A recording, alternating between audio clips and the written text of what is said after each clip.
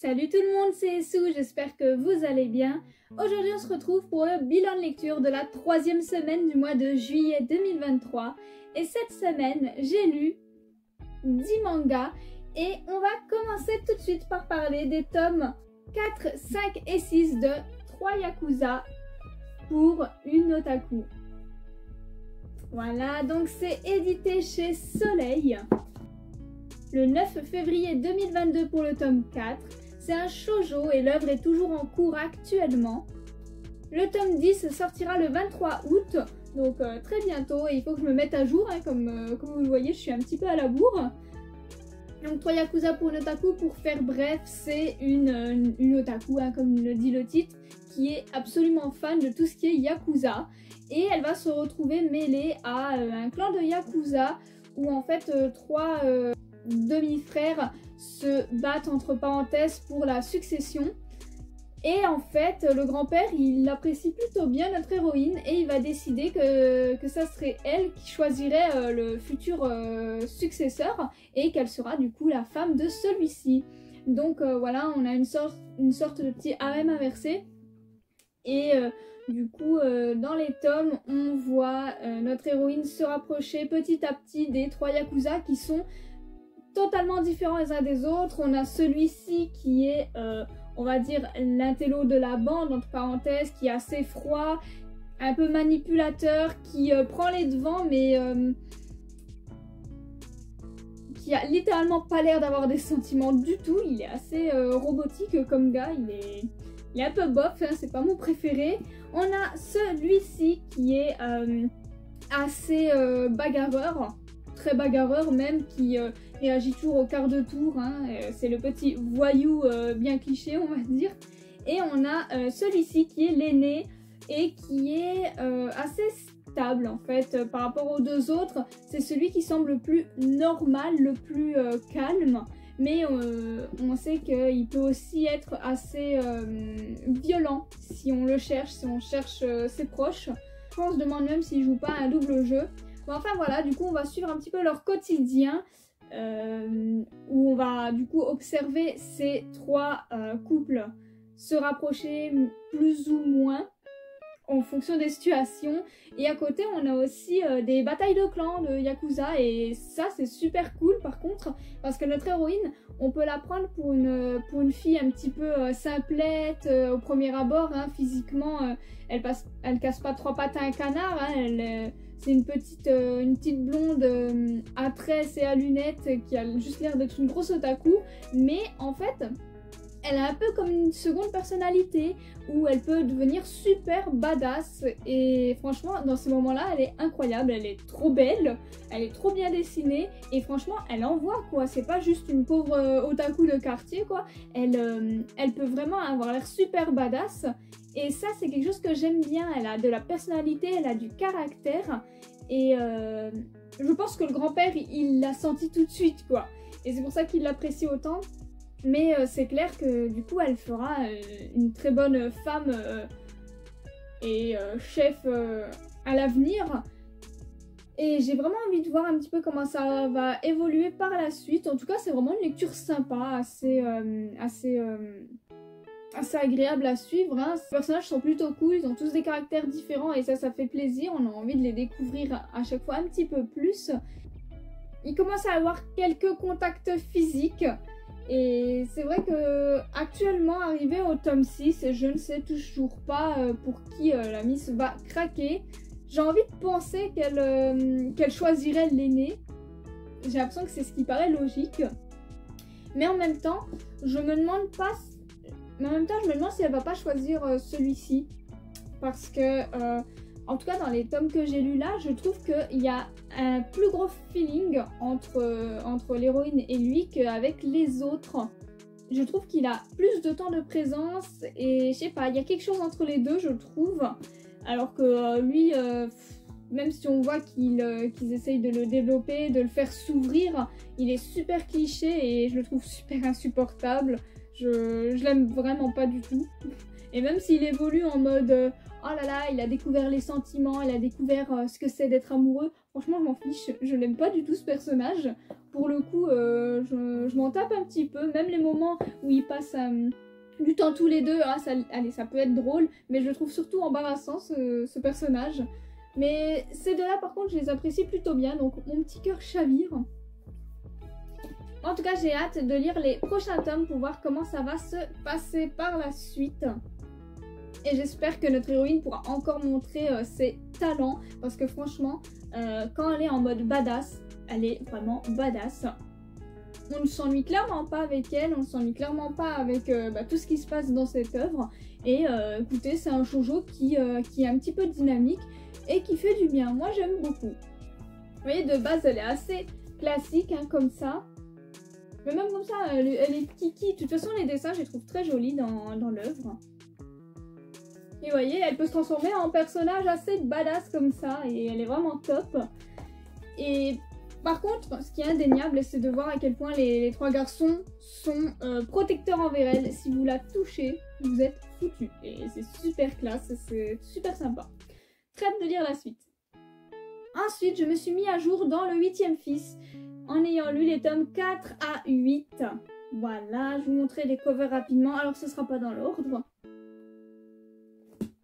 Bon, par contre, dans cette œuvre, je suis clairement pas fan du trait graphique et du style graphique.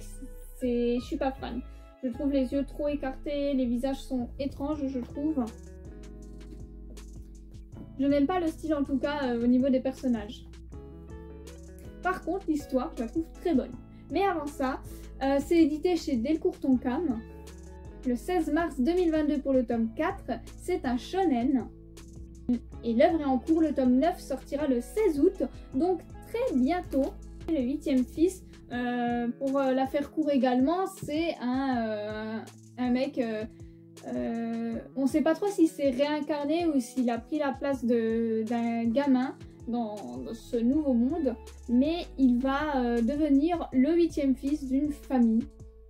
Et du coup, quand t'es le 8e fils, t'as rien quoi au final. Il est voué à essayer de faire sa vie comme un grand et c'est ce qu'il va faire. Il a un don pour la magie depuis tout petit et écoutez, assez jeune, il va terrasser un dragon, il va se faire connaître, il va se faire des compagnons, il va obtenir le titre de baron et il va devenir aventurier ensuite avec son groupe d'amis et c'est super sympa de le suivre. J'aime beaucoup l'œuvre et il y a un truc que j'aime particulièrement et que je vais mettre en avant, c'est que les personnages secondaires, donc son groupe, est vachement mis en avant et ça, je trouve ça génial. Notre personnage n'est pas over-cheaté, il est pas... Alors il est fort, mais c'est pas le perso le plus puissant de la Terre, c'est pas il claque des doigts et il détruit tout ce qu'il veut et il gagne trop facilement les batailles. Non, c'est pas ça. Il va même du coup durant cet tome se retrouver parfois en difficulté. On va même se dire mince, est-ce qu'ils vont échouer, est-ce qu'ils vont perdre la vie? Bon, on se dit bien que s'il y a d'autres tomes, ça va pas arriver, mais c'est vrai qu'on a quand même un petit peu peur pour eux parce qu'on ressent pas le fait qu'ils sont invincibles comme dans d'autres œuvres. Et ça c'est cool, il est puissant mais pas imbattable quoi. Et c'est super agréable à suivre, son groupe d'amis est ultra bien développé et mis en avant. Ils ont tous une particularité et elle est mise voilà, en avant. Il a un ami qui est extrêmement fort au combat à l'épée, une de ses amies qui va devenir du coup sa concubine très forte à la lance, l'autre aux attaques à main nue. Et du coup, il va se retrouver fiancé et avec deux concubines. Et les deux concubines, du coup, c'est ses deux amis. Donc, les deux là. Et en fait, ce groupe d'amis va vraiment faire plein de choses ensemble, partir à l'aventure ensemble, faire des missions ensemble. Ils vont grandir ensemble, évoluer ensemble. Et je trouve ça génial, en fait. Il y a vraiment un super lien qui s'est créé entre eux. Et j'adore suivre ce petit groupe. Le petit groupe est vraiment attachant. Ils sont pas surpuissants, ils sont juste normaux, même s'ils sont peut-être un petit peu au-dessus de la moyenne, hein, parce qu'ils sont quand même très très forts. Et ils ont accompli des choses que d'autres n'ont pas du tout réussi. Mais vraiment, on voit que leur travail d'équipe est très important et qu'ils servent vraiment à quelque chose, quoi. Et ça, c'est ce que j'aime vraiment énormément dans l'œuvre, c'est que c'est pas juste le héros qui est mis en avant parce qu'il est ultra fort, non, c'est vraiment tout le groupe. Et chaque personnage dans le groupe sert à quelque chose et a son utilité et est important à sa manière, et ça j'aime beaucoup. Donc c'est vrai que je passe un très bon moment à lire le 8e fils, parce que plus qu'un héros surpuissant quoi, et les missions qu'ils accomplissent, bah, elles sont super sympas à suivre, elles sont parfois assez dangereuses, ça peut durer parfois assez longtemps, c'est pas expédié quoi, la plupart du temps ça prend quand même un tome ou un petit peu plus, et bah, c'est vraiment bien développé, chaque aventure qu'ils vont vivre est assez bien développée et c'est super agréable de les suivre. Donc je suis assez contente de lire cette œuvre. Et pour moi, bah, le truc qui m'embête un petit peu, quoi, comme je l'ai dit au tout début, c'est le style graphique qui ne me plaît pas trop. Alors, dans les covers, je trouve que c'est plus flagrant qu'à l'intérieur des tomes. Vous voyez, là, ça fait moins choquant, je trouve, que sur les covers. Mais je reste quand même pas très fan du style graphique. Mais ça reste pas vilain pour autant quoi, mais c'est pas un style dont je suis le plus fan. Et pour terminer ce bilan lecture de la semaine, j'ai lu les 2 premiers tomes de Frieren. Alors, là je vous mets le résumé du tome juste ici. C'est édité chez Kiyun le 3 mars 2022, c'est un shonen et l'œuvre est en cours actuellement. Le tome 9 sortira le 24 août et maintenant que j'ai enfin lu ces 2 premiers tomes qui étaient en ma possession, je peux vous le dire, je vais continuer la série et je vais vite me mettre à jour parce que je la trouve géniale. J'ai adoré. Du coup, on a Frieren qui est une mage elfe et du coup, bah, elle vit extrêmement longtemps. Hein. C'est pas comme un humain lambda qui va à peine atteindre les 100 ans, un peu plus s'il a de la chance. Et le truc, c'est que pendant 10 ans, Frieren va faire équipe avec un groupe d'aventuriers, mais elle va pas tant vivre de choses avec eux. Enfin si, ils vont vivre beaucoup de choses, mais elle va pas tant s'investir que ça. Et 10 ans après, leur aventure se termine, ils ont tué le roi des démons, ils sont acclamés par tout le monde, ils ont ramené la paix dans le monde. Et voilà, c'est des héros.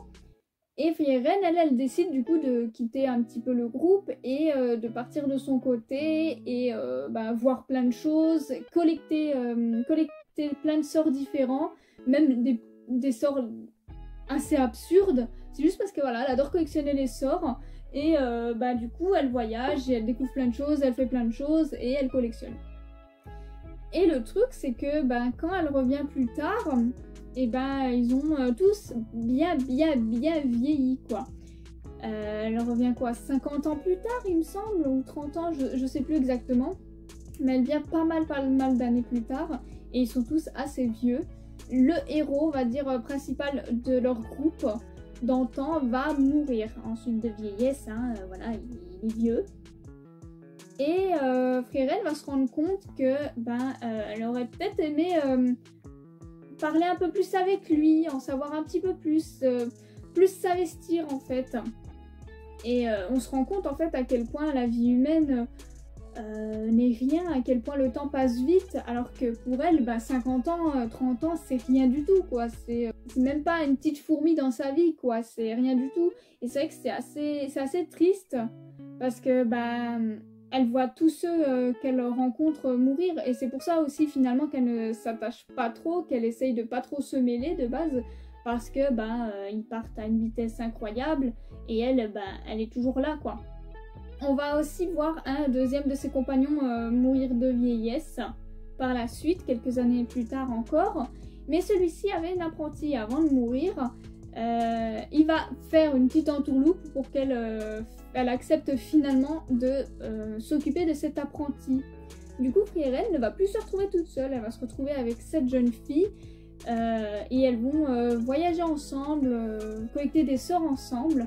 Et par la suite, elle va revoir le 3e et dernier membre de leur équipe d'antan. Il n'est pas encore mort, lui, actuellement, là, quand j'ai lu la lecture, mais on va découvrir que lui aussi, il avait un apprenti. Et il lui demande également de le prendre sous son aile, donc c'est ce qu'elle va faire. Et actuellement, ils sont tous les 3 en voyage, et c'est assez marrant parce qu'ils refont, elle décide de refaire la route qu'elle avait fait avec son groupe d'aventuriers autrefois. Donc l'ancien périple avait mis 10 ans du coup, donc je sais pas s'ils vont mettre 10 ans également, mais ils sont partis et ils y vont ensemble. Et ils affrontent aussi des ennemis, des démons, et c'est trop bien. C'est assez triste en fait, je trouve, parce que t'as Frieren qui refait cette aventure en fait avec les apprentis de ses anciens compagnons. Mais j'ai l'impression du coup qu'elle s'ouvre un petit peu plus, qu'elle essaye de pas refaire entre parenthèses les mêmes erreurs. Et à côté, ils cherchent aussi quelque chose pour pouvoir reparler un petit coup avec du coup les morts. Donc leur objectif c'est vraiment de reparler avec le chef de son ancien groupe hein, qui est mort le premier, parce qu'au final elle aurait voulu mieux le connaître. Et donc voilà, ils partent dans cette aventure où ils vont faire en sorte de pouvoir reparler à ceux qu'ils ont perdus, à enlever ces regrets là. Et c'est super sympa en fait, je trouve les personnages super attachants, très intéressants. Alors même s'il y a quelques combats, hein, comme je vous l'ai dit, là dans le tome 2 ils affrontent des démons, de manière générale la lecture est extrêmement chill, extrêmement tranquille, extrêmement douce. C'est du voyage, de la découverte, des rencontres. C'est doux, c'est une petite aventure et une aventure qui bouge un petit peu de temps en temps, mais de manière générale c'est assez calme. Donc c'est peut-être pas pour tout le monde parce que je pense qu'il y a des gens qui s'attendraient à autre chose. Mais moi personnellement j'aime beaucoup cette série là, en tout cas ces 2 premiers tomes m'ont vraiment beaucoup plu et ça se lit vraiment très rapidement. En tout cas j'ai hâte de continuer cette petite histoire, j'ai hâte de voir leur aventure en fait, j'ai hâte de les suivre et je trouve que la relation entre les personnages était vraiment bien développée malgré le fait que Frieren n'avait pas beaucoup d'atomes crochus avec ses partenaires, du moins c'est ce qu'elle pense. Mais je trouve les personnages super attachants, tous à leur manière, et j'ai très hâte de voir comment ça va évoluer par la suite. En plus, les dessins sont vraiment très jolis, je trouve.